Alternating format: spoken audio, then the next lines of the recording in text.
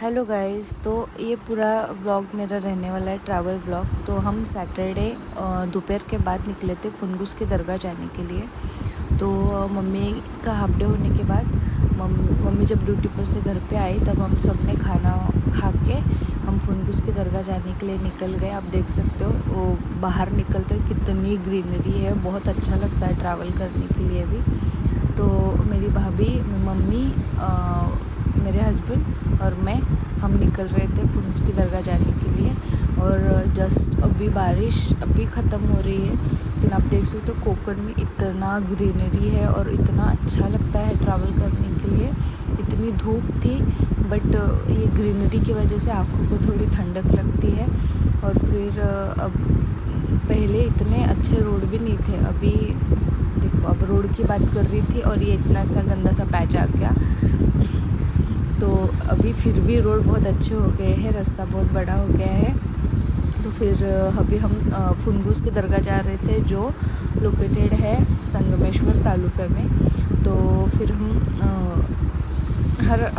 Mummy का पहले वहाँ पे पोस्टिंग था तो हम हर साल वहाँ पे जाते थे। तो उसकी वजह से हर साल जब भी हमें मम्मी की तरफ जाते हो तब हम लोग फुनगुस की दरगाह जाते ही हैं।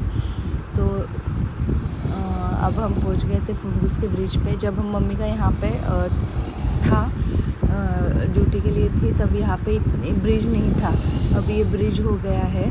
तो फुनगुस के दरगाह की इधर आए, आप देख सकते हैं दरगाह। तो यहाँ पे बहुत सुकून मिलता है। हम पहले यहाँ पे रहते थे तो हम यहाँ पे आते थे, लेकिन अभी दूर जाके रह गए। फिर भी हम आने की कोशिश हर साल करते हैं कि हम आ जाए थोड़े टाइम के लिए, लेकिन आ जाए। तो हमने अच्छे से हम दुआ वगैरह सब ने की और वहाँ से हम लोग निकल गए। तो फिर मैं यहाँ पे मेरा ट्राइपॉड मैंने जो नया लिया था वो मैं चेक कर रही थी कि कैसा है उसका एंगल एंड ऑल। तो अच्छा था, मैं आपको ट्राइपॉड का भी एक दिन वीडियो डालूँगी।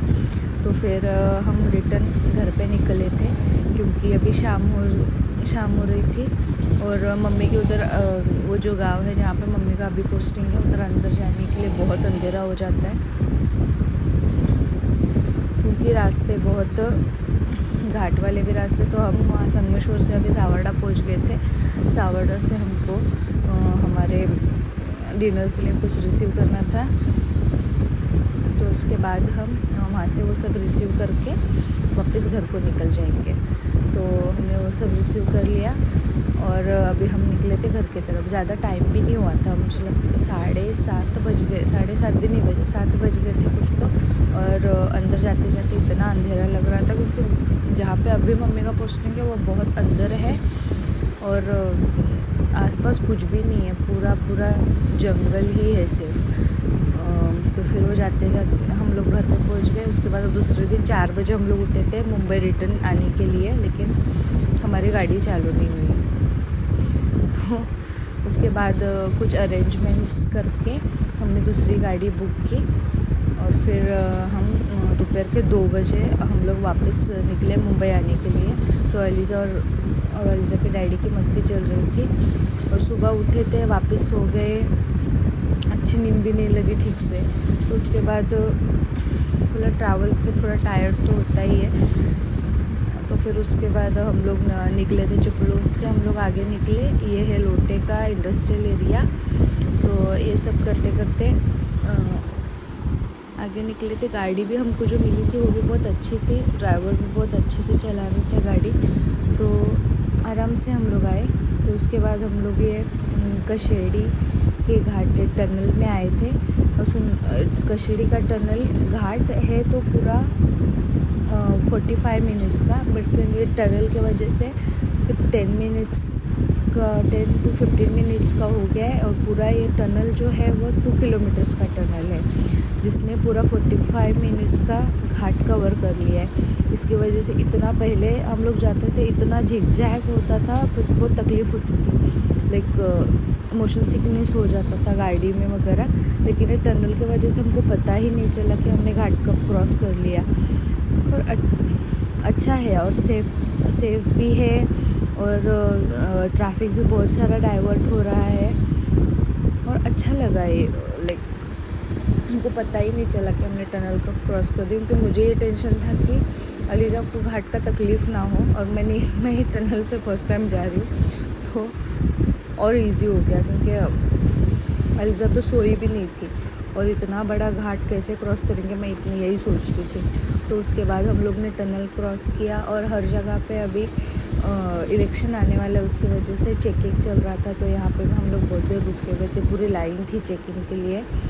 तो लेकिन इन्होंने चेकिंग वगैरह हो जाने के बाद हम लोग आगे गए, तो अलीज़ा को तो नींद आ नहीं रही थी, तो कुछ तो कर करके उसको मैंने सुला दिया, और हार्डली 10 मिनट्स वो सोई नहीं थी, तब तक ड्राइवर ने गाड़ी रुका दी।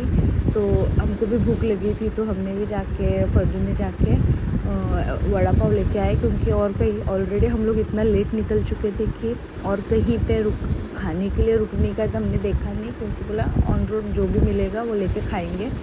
तो फिर वड़ा पाव मानगांव में हम रुके थे, हमने वड़ा पाव वगैरह खाया और हम वहाँ से निकल गए। फिर अलीज़ा वो जो 10 मिनट सोई थी, उसके बाद अलीज़ा सोई ही नहीं बिल्कुल, वो वापस उठ गई और फिर इधर उधर खेलते बैठी थी। तो फिर फाइनली हम पनवेल में एंटर किए, और पनवेल में घुसते बराबर ही सब ग्रीनरी फिनिश और पूरे अपने बिल्डिंग्स चालू हो गए, बड़े बड़े बिल्डिंग चालू, कंस्ट्रक्शन चालू हो रहे। तो फिर इधर जब भी हम पनवेल में एंटर कर रहे, तब हर एक बिल्डिंग को अलग अलग डिज़ाइन कलर, तो इधर एंटर करते ही पता चल रहा है कि हाँ बाबा दिवाली भी आई है, अभी दिवाली आई है। तो हर जगह पे जगमग बहुत अच्छा लग रहा था, इतना ब्यूटीफुल लग रहा था। अंदर एंटर करते ही दिवाली अलग ही वाइब है, मुंबई में अलग वाइब चल रही है दिवाली की। और हम इतने थक गए थे, लेकिन ये दिवाली देखते दिवाली की पूरा लाइटिंग देखते देखते हमारा भी पूरा टाइम पास हो गया। तो हम यहाँ पे अभी हमारे घर ऑलमोस्ट 10 मिनट में हमारे घर पहुँचेंगे, और आप देख सकते हो ऑन द वे इतनी लाइटिंग थी, पूरी थकावट हमारी ख़त्म हो गई, हम बस लाइटिंग देख रहे थे। अलीज़ा भी बहुत एंजॉय कर रही थी lighting. Thank you so much for watching my video. Happy Diwali to everyone. Diwali to everyone. Do like, share and subscribe to my channel. Thank you.